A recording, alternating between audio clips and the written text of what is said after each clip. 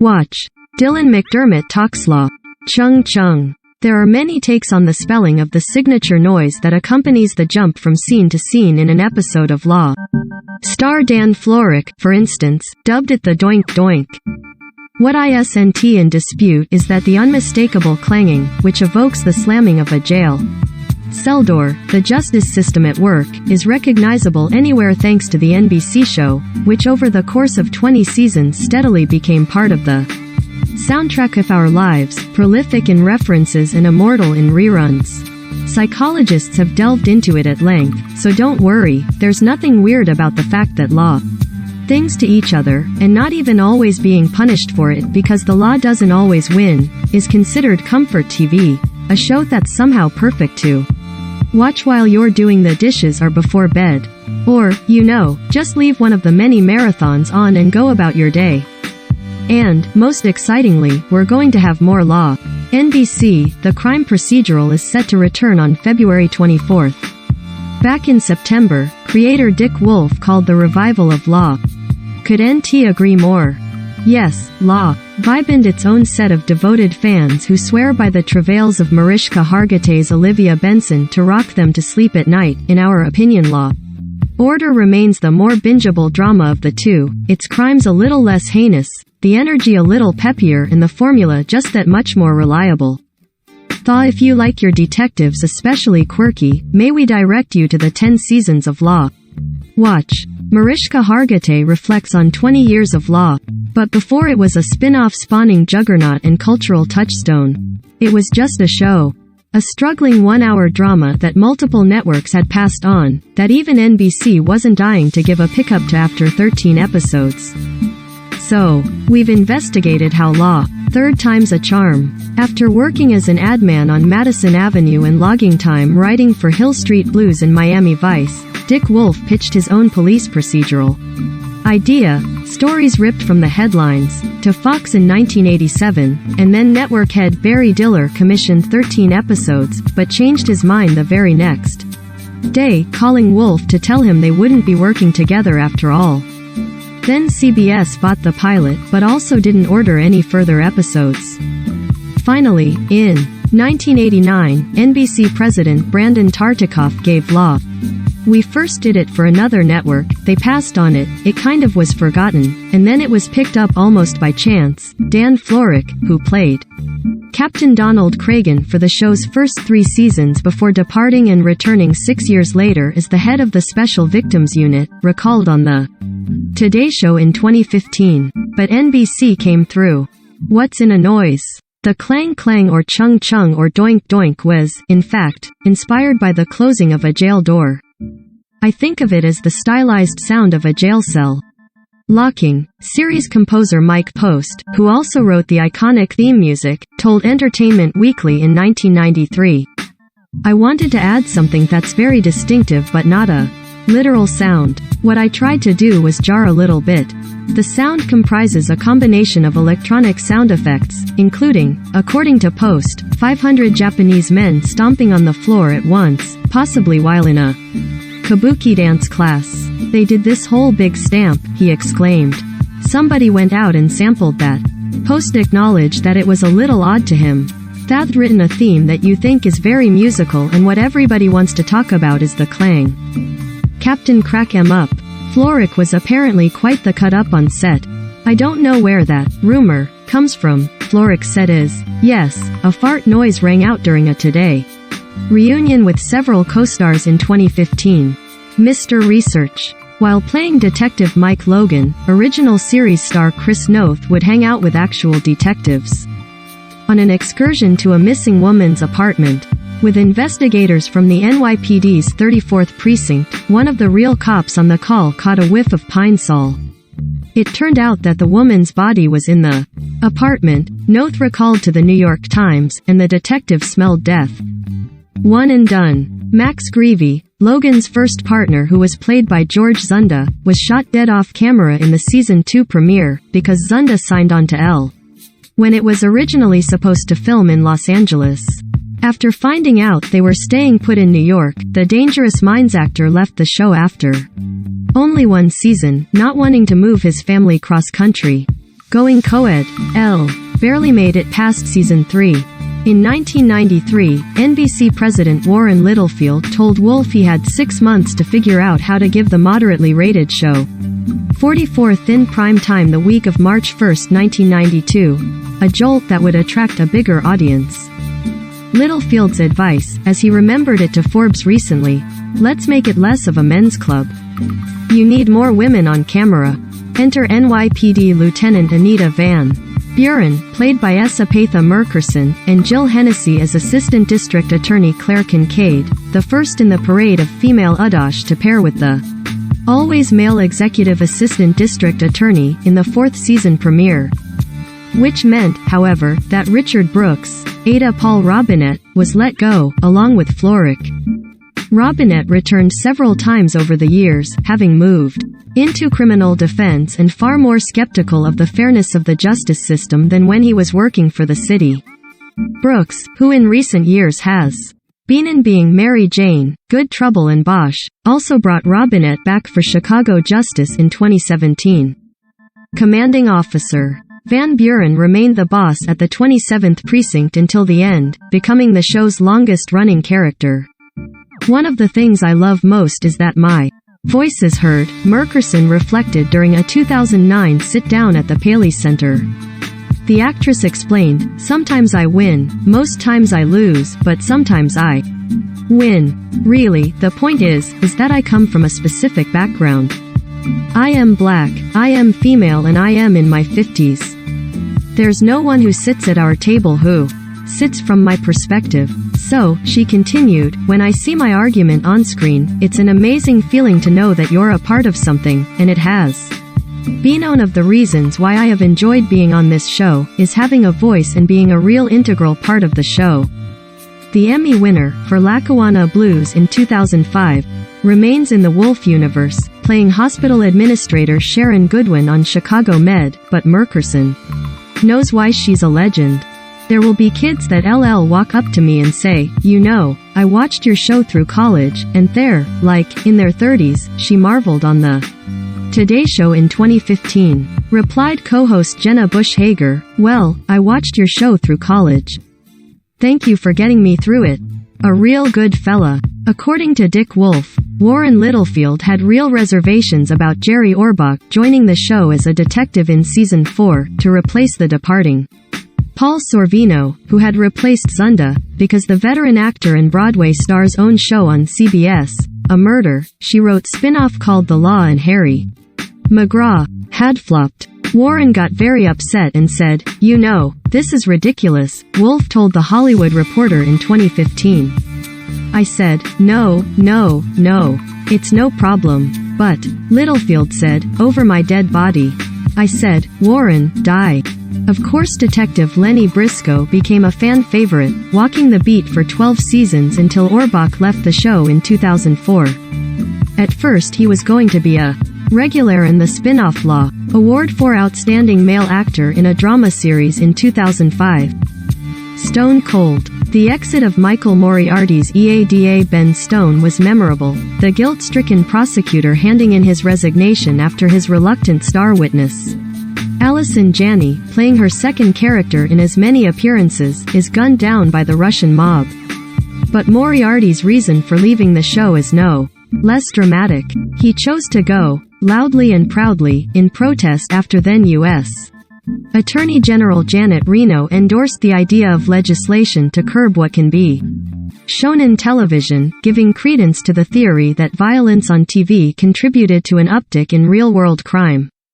Wolf, several NBC executives and Moriarty met with Reno in the fall of 1993, and the actor was outraged by the AG's stance, as well as by what he saw as his colleagues' refusal, at NBC and all over Hollywood, to speak up against censorship. Moriarty was subsequently written out of the show at the end of season 4. Television executives know that this is wrong, but they would lose their job if they went head-to-head with the federal government, Moriarty told the Los Angeles Times in May 1994, at the time headed to Broadway to play Professor Higgins in My Fair Lady. "I have the freedom to say, screw it. I can do a little piano here, write books there, whatever. I am not going to give up my personal freedom and self-respect for a career. He continued to appear in films such as Courage Under Fire and Along Came a Spider, and won an Emmy playing the father of James Franco's James Dean in the 2001 TV biopic, but he remains best known for his law. Has quick to share his side. In early 1994, I quit Law and Order and announced my departure in The Hollywood Reporter and Daily Variety, the actor recalled to Cinema Retro in 2011. My employers, the mainstream press and even Wikipedia like to say that it was Dick Wolf who fired me and not the other way round. People say, oh, well, no one fires Dick Wolf. Well, I did. At any rate, I had become an American dissident. I left for Canada not too long after that.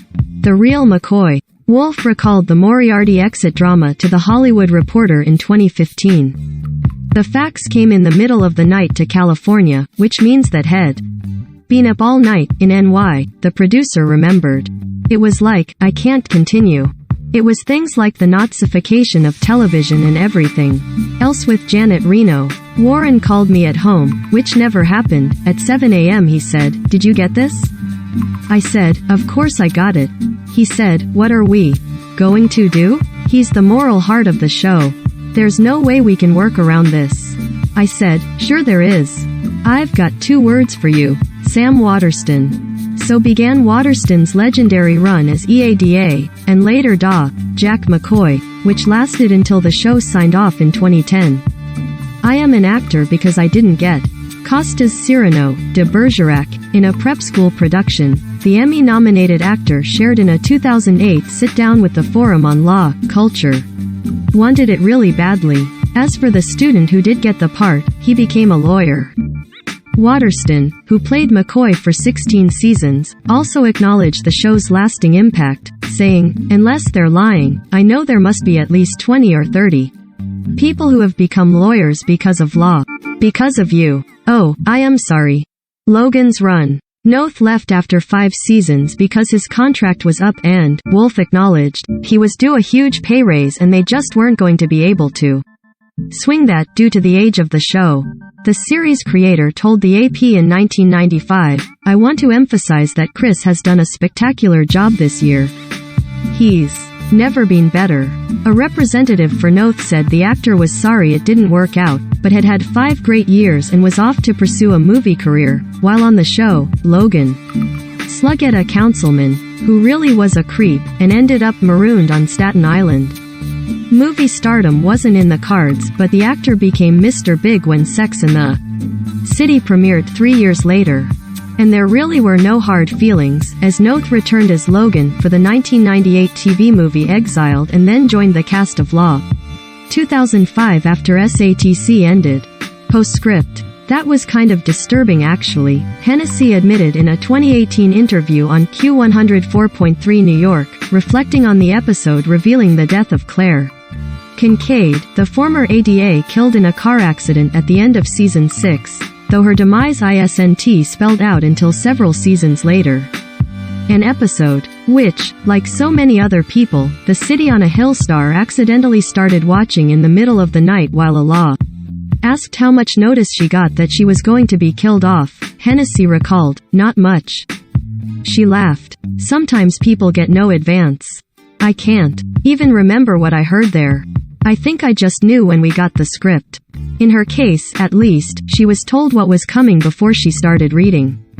I've heard of other actors who literally discovered as they were reading the script, so it's a rude awakening. Apparently, the original idea was have Claire emerge paralyzed from the accident and then leave the DA's office for private practice, but Hennessy denied in 2010 to TV Guide that it wasn't she who was unwilling to return for a formal goodbye. "I made it clear I wanted to come back," she said. "I found out they killed me off from a friend who watched the show and told me, 'Jill, they said you were dead.' I was surprised because I always thought I would return. Even now, I'd love to come back for some bizarre flashbacks." From day one, there's a long-running joke about every New York actor having pulled L. Wow, it's Julia Roberts' famous cameos is indeed extensive.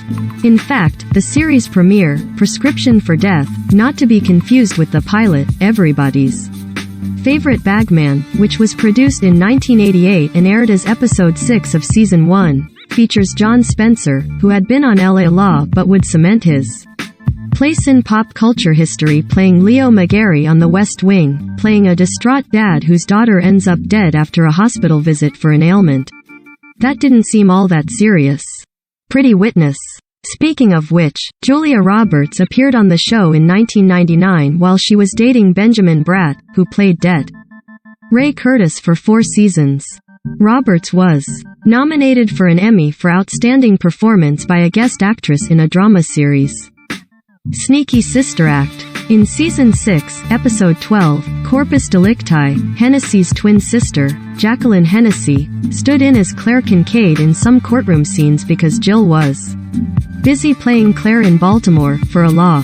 Early controversy. The 12th episode of Season 1, called Life Choice, focused on the bombing of an abortion clinic that left an anti-abortion activist dead, a case that Greavy is ambivalent about because he thinks abortion is wrong, while Logan says he's firmly pro-choice and that his ex-girlfriend had the procedure and went on to become a happily married to someone else, mother of 2. It turned out the victim was pregnant and was at the clinic to have an abortion, despite her outward stance. On the abortion episode, there were $900,000 in advertiser pullouts, Wolf told THR in 2015. Brandon Tartikoff didn't care. It was a good show. In taking on a subject that was generally considered too taboo for television, Life Choice ranked 68th on TV Guide's 2009 list of the 100 greatest episodes of. They also took on the hot button issue in 1995 and again 2009 in episodes featuring the killing of doctors, the latter inspired by the May 2009 murder of late-term abortion provider Dr. George Tiller at his Kansas church. In that case, EADA Michael Cutter, Linus Roach, expresses anti-abortion beliefs and Ada Connie Rubirosa, Alana de la Garza, is pro-choice. For 20 seasons the Emmy-winning Law said in a statement, viewers will see a balanced, thought-provoking drama about abortion. And all the advertising spots for the timeslot remained sold, a network executive told the New York Times before the episode aired. Putting politics aside, while most cop shows, including law enforcement on the criminal justice system work, Wolf felt in its day that law you'd have a hard time finding anybody who associated with this show who would identify himself as a conservative Republican, Wolf told the New York Times in 1992, but we have an accurate depiction of law enforcement's professional attitudes. There are no atheists in foxholes, and there are very few liberals in the district attorney's office. Actually, all sorts of views coexisted in the show and sometimes within a single character, such as when Jack McCoy, never one to not at least explore the possibility of seeking the death penalty when possible, goes after a gun manufacturer for murder after a mass shooting, dramatically pouring a bucket full of bullets onto the prosecution's table, and wins a conviction, only to have the verdict set aside by the trial judge right then and there. Asked if there was a particular episode that challenged his own thinking, Waterston said in 2009 that any episode involving the death penalty challenged him. Because I thought differently than my character.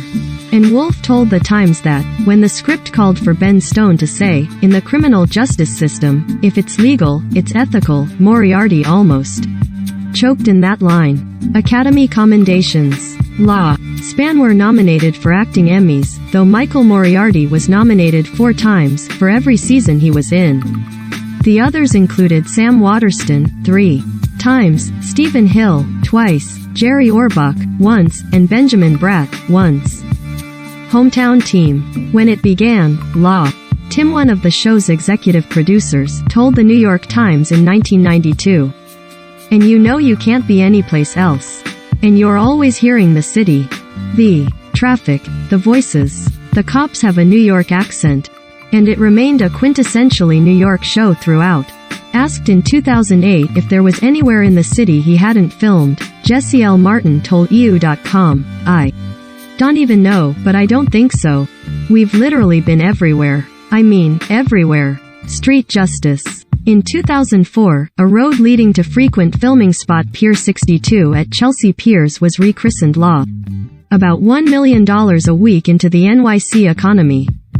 Nobody was down there then. When the show first started, Florrick recalled for People TV in 2015, and my buddy Chris Noth and I used to take the golf carts and go drive all the way around there, and discover all kinds of interesting crimes.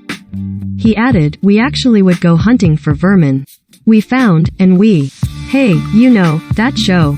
Carolyn McCormick, who had a recurring role as psychologist Dr. Elizabeth Olivet, that continued on SVU through 2018, remembered to People TV in 2015 getting the call back in 1991 that she had the job, and how she had to explain to her husband what the show was because no one had ever heard of it, of course.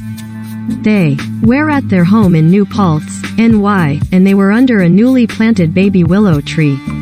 So her husband said, oh, that's great. And the other day, McCormick added, we're sitting out on our terrace looking down at this willow tree that is now, like, 5 stories high. Life isn't a beach for prosecutors.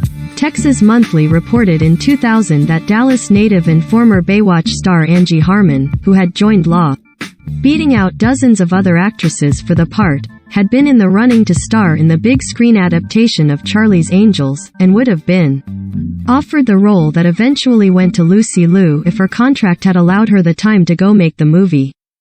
I've had to really fight to prove myself, to show others that I could act, to get a chance to audition for the best roles, Harmon told the publication. But there's a part of me that enjoys the pressure. You confront the pressure, wrestle it, and then make it work for you. Sam Waterston told Texas Monthly about his co-star, she brings a whole new energy to the show. Once again, Wolf was right and skeptics who perhaps thought the former model didn't have the acting chops were wrong. She has raw intelligence, the executive producer said. B. She's not bad to look at. And C. She's the first cast member to have an authentic regional accent. Legal brief. Though Diane Wyast has never not been good in something, the 2-time Oscar winner doesn't think much of her performance as D.A. Nora Lewin from 2002. 2002, it was close to home for the longtime New Yorker, but other than that, it was a great show but not the type of thing I am any good at, she told the Kansas City Star in 2016. I was really bad. I was just totally miserable and asked to leave, and they were happy to get rid of me. The Daw from D.C. Lawyer turned actor turned politician and back again Fred Dalton Thompson was still serving out the final months of his term in the U.S. Senate, where he had represented Tennessee since 1994, when he joined law. What you see is what you get. Elizabeth Rome, who played ADA Serena Sutherland for 3.5 seasons, said she felt her altruistic, at times a little naive, but still sharp character reflected her own values. In my heart there's this belief that people are good, not that people who do bad things aren't bad, but that the spirit of human beings in general, that there's hope for us, the actress told the Long Island Weekly in May. I think that Serena had that idealism and I do too. The idealism, at least, may have been her undoing, Branch disagreeing with Sutherland's approach to a case and firing her. To which her memorable reply, out of nowhere, was, is this because I am a lesbian? The answer was no, but it was a head-scratcher because Serena's personal life had never come up. It ranked 25th on TV Land's top 100 most unexpected moments in TV history. Let's just say, Rome's time on set, my colleagues were Jerry Orbach and Sam Waterston. I mean, those are real actors, sounds more enjoyable than Sutherland's time in the DOS office. On my last day of work, Sam Waterston wrote a speech, recalled Rome, whose recent work includes Jane the Virgin and Bombshell. He said, I came into law order with a blowtorch of happiness, and I have a childlike enthusiasm for life. I like to have fun. I like to treat people kindly. I want to make an impact. I want to make a difference. She continued, and I think that I do have that childlike enthusiasm and idealism, and belief in humanity. I am never surprised when people are kind because I know inside of us is all this hope and desire to evolve and to be happy. That doesn't mean that there aren't criminal minds, degradation, despair, poverty and green streets. After 9 seasons, Jesse L. Martin decided he had had a good run as Detective Ed Green, and though he was done walking the beat, he wanted Green to keep. I don't wanna die, to be honest, the actor, whose other iconic claim to fame was originating the role of Collins in Rent, told EU.com in February 2008 as his final episode approached. I really don't. I don't wanna die. I like the possibility of maybe returning for some reason.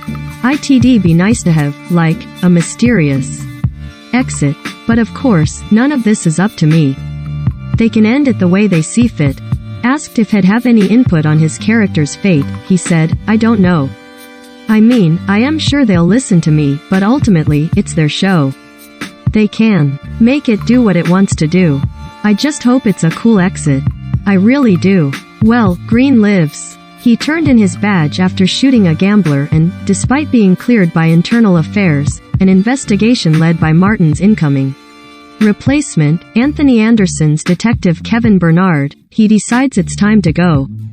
They did not end up finding a reason for him to return, but Martin moved in, and is now a star of The Flash on CW. Ripped from the headlines. The stories may have been fiction, but sometimes the gas was real. I don't know what I had for lunch that day, but I had the bubble guts, Anthony Anderson, who played Det. Kevin Bernard for the show's final 3 seasons. Sheridan Late Night with Seth Meyers in 2016. I was holding it in this entire scene, like a 5-minute scene, and I held it in. And as I left the room, I left something in the room. And Jeremy Sisto was coming in to do his part of the scene. This was all on camera, and you could see Esapatha Murkerson making a "What's that smell?" face, and it started to just burn. And she was like, wait a minute.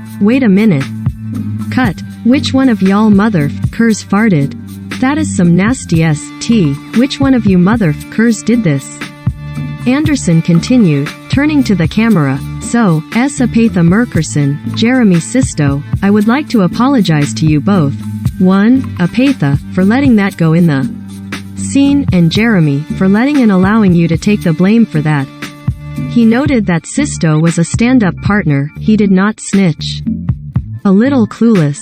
When Anderson got the good news that he'd be coming on board as Jesse L. Martin's replacement, Detective Ed Green exiting stage left after 9 seasons, the Black-ish star soon found out he had a built-in audience. I told Magic Johnson that I was replacing Jesse on Law. York Daily News in 2008, and he proceeded to run down every network and every time that he watches it, TBS to TNT to NBC. Steve Harvey's a friend of mine, too, and he had no idea I was on the show. When I told him I was out here working on Law, watch Law, but not everybody was watching. On Rachel Ray in January, after the host said that she always cranked up the L. Old friend, Sisto admitted he had never seen the show before he was called in for a guest appearance in 2007, and he showed up thinking he was being asked to play a different lawyer. So I'd never seen it, and I show up and I am learning all my scenes, the actor recalled as Ray looked appropriately startled by the revelation. And I looked at the script. I was like, oh, kind of a cool character, my name's McCoy or something. I get there and Sam Waterston's there, in the thing with me as we're going. We're starting to read the scenes and he's reading my lines. Yeah, I prepared the wrong character, the lead of the show. But they liked him enough to cast him in 2008 as Green's partner, Detective Cyrus Lupo, and they even gave him a law school background. And Sisto is still in the Universetto this day, playing Assistant Special Agent in charge Jubal Valentine on the Wolf and Craig Turk created FBI. I think it's the writing, really, Esapatha Murkerson said, musing on the true reason for the series' marathon run, supplemented by actual marathons. On Today in 2015. The scripts were always so incredibly well written and also people had an investment because they were taken from the headlines, so you already knew the story but what you watched for was how the twist would happen at the end. So it isn't surprising that Wolf has always wanted to see Law. That fired these stories. Prior to the renewal, Wolf told The Hollywood Reporter in 2015, "Oh, I'd bring back Law. It's something I want to do. My only regret looking backward is all the great stories that we haven't been able to do for the past 5 years." It feels like there's something every day. I would have loved us to have found a way to do the private military company, Blackwater. And then, Robert Durst, obviously. And now, the headlines are once again theirs to rip from. You can find past seasons of Law. NBC and Peacock are all members of the NBC Universal family. A version of this article was published on September 13, 2020 at 4 a.m. Pacific Time.